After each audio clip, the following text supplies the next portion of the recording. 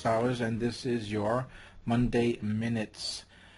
Today is probably the last interview I've done with one of the speakers for the upcoming EMS Web Summit. So it's Greg Friese, and I think Greg is pretty cool because we did this while Greg was sort of mobile and at the airport. So it's kind of like off the cuff type of interview here. So let's go ahead and listen to what Greg has to say about the summit and his take on it and a little bit about his topic. Hi, Jim Hoffman here for the EMS Web Summit, and today I actually have one of the summit speakers with me. Greg Friese is on the line here, and Greg's pretty busy these days, but he's taken some great time out for me today, and going to just give a little bit of what he's talking about during the summit. Greg, how you doing? I'm doing really well, Jim. Thanks for taking the time to speak with me and letting me be part of the first EMS Web Summit. Oh, yeah, right there. I'm really excited about it, Greg, and it's really come together, and it's really picking up a lot of speed. Greg, before I talk about your topic and what you're doing at the summit today, I just want to give you a chance, maybe just let the listeners know a little bit about you and your background, anybody that might not have heard of you yet. Sure. Thanks, Jim. Well, I'm the Director of Education for CenterLearn Solutions.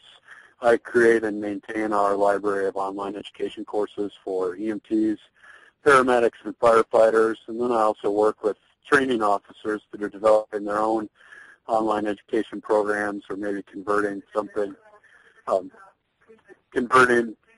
classroom course materials for online delivery. And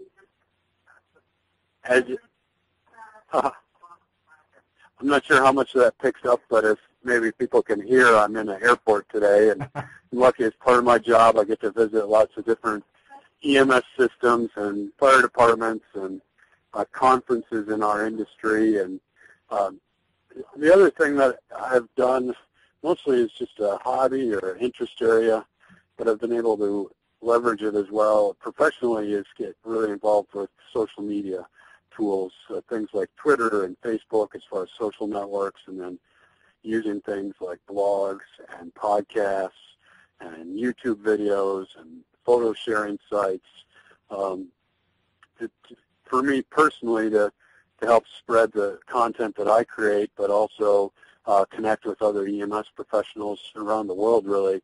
And then I've had opportunities to talk to lots of EMS departments and people in other areas of public safety about how they might use social media tools to communicate value to their community.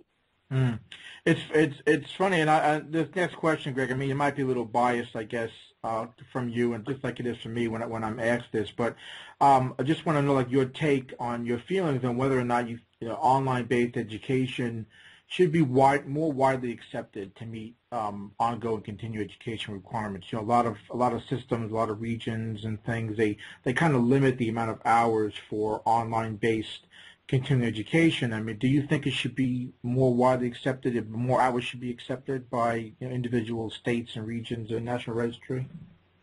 Well, first of all, you're right. Of course, I have a bias in that because it's my livelihood is creating online education, but I've also done a lot of classroom-based education as an educator, and then just like anyone listening to this, having to maintain my own paramedic certification and license, and participated in lots of different continuing education programs. And, I think there's a couple things that go on. One is there's this assumption that, anything that happens in the classroom is like somehow magically wonderful. And just like, movies you go to see at the theaters, some of them are amazing and some of them are duds.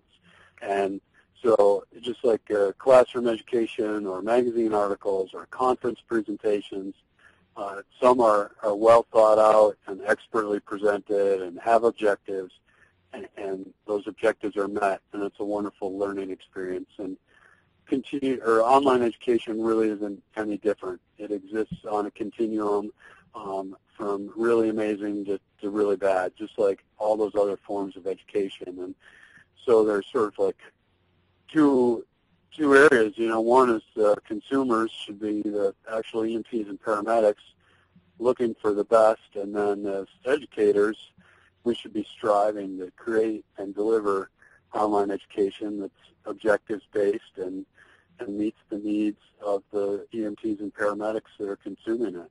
Yeah, I think I'm trying to get some of that out with the EMS Web Summit, Greg. And I'm trying to get speakers direct insights into the topics that they're passionate about, and in the upcoming event, I don't want you to give too much away, but maybe you can just give the listeners a little bit of a peek of what they can expect from what you're going to be presenting.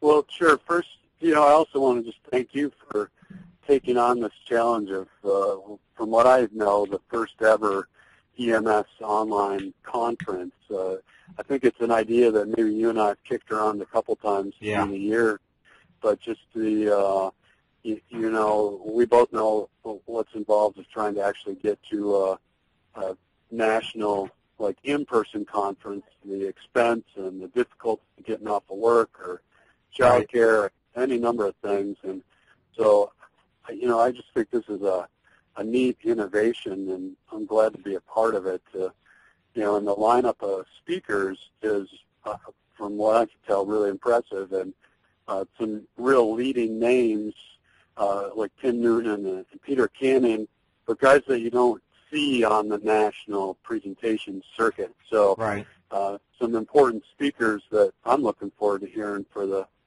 first time.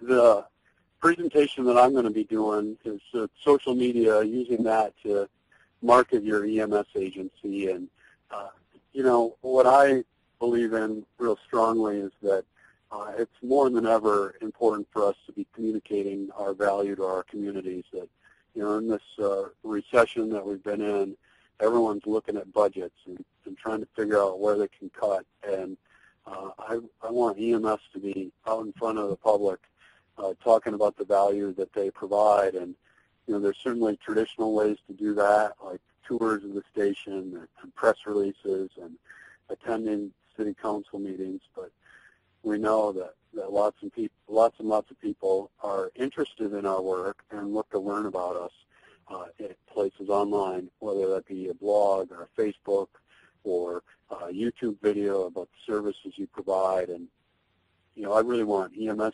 agencies to be talking to their communities well ahead of those gloom and doom budget meetings, where on one side people say, well, we got to make these huge cuts, and then on the other side there's people saying, well, if we do that, people are going to die. And those conversations really end up being a result of failure to communicate value to the community.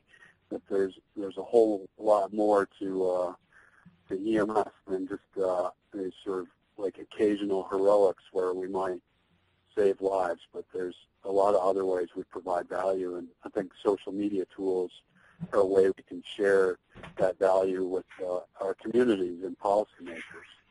Sure. Well, it's funny you say that. Something I talk about a lot on my podcast is I talk a lot about trying to get more engagement from communities and partnering up with other agencies like fire and police, and letting people understand more of what EMS does. And I think your presentation, I think it's a lot. I think people can really get a lot out of it and maybe start their own, social media awareness program in their area. So, well, listen, Greg, thanks for joining me. I don't want to keep you too long, but is there anything else you want to share with the listeners before we head out today? Well, I just want to share that in regards to the presentation itself, we'll be talking about some of the tools and how you might use them. And then I think the format's going to lend itself to people asking questions. And, one of the most common questions, and you probably get it too, is like, Jim, my boss would never approve of this, or, we know that we should be using social media, but we had this one bad experience where somebody said something on Facebook and then, it was forever outlawed. And, so we might talk about how to overcome some of those barriers. And, there's importance to having policy, but boy, there's just so much good stuff going on in EMS agencies and fire departments all the time. Right. It's a shame not to share it more widely because of maybe one bad incident at one point. So I think I'd encourage people to check it out, come with an open mind, and I'm really looking forward to being part of the Web Summit. That, like you, I like trying new things and innovation, and I'm excited to be a part of it. Oh, great. Listen, Greg, thanks again for joining me today. I look forward to seeing you, of course, in May. And I'm sure listeners are going to be as well.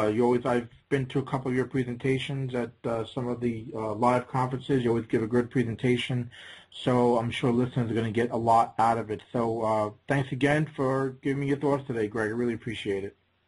Happy to do it, Jim. All right.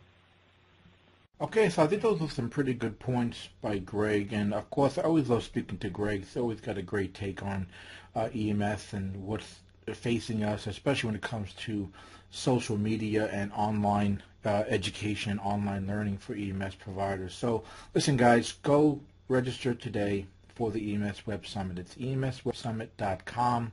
It's a free registration. We've got a lot of giveaways, sponsors like Hutchinson Community College. We've got Limit Creative as a sponsor, Want New Wrenches, Talent Rescue Hooks, and the Stat Gear Tools. Great giveaways going on for the summit. In addition to even Greg arranged to have a CenterLearn online annual subscription to CenterLearn as a giveaway, one BLS and one ALS subscription to a random attendee that will be chosen during the event. So be sure to take a chance, go ahead and register, attend the summit. You can attend one session or all 13 sessions, whatever you want to do. You can come and go as you please during the day. You're not locked in to sit there the entire day. I hope you'll go ahead and try to attend as many of the speaker sessions as possible and join us on this day. Listen, this is a one-of-a-kind event. It's the first of its kind. Hopefully there'll be many more in the future.